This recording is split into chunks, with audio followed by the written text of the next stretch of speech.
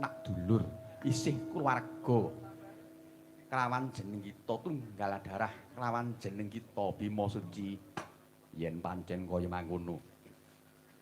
ganjaran sing bakal mbok wenehake marang aku ndak aturke ndak pisusungke marang pepundhenku marang suwargi Bapa Pandhu kang sarta Babu Madrim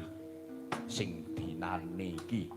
lagi wae mapan ana ing kawah Candra Dimuka ana neraka jahanam oleh apa ora banjur karepmu kepriye Bima Suci aku kepingin nugroho sing mbok paringake marang aku mbok wujudake kanthi kuwi ngluwari penandanging wong atuwaku ana ing neraka jahanam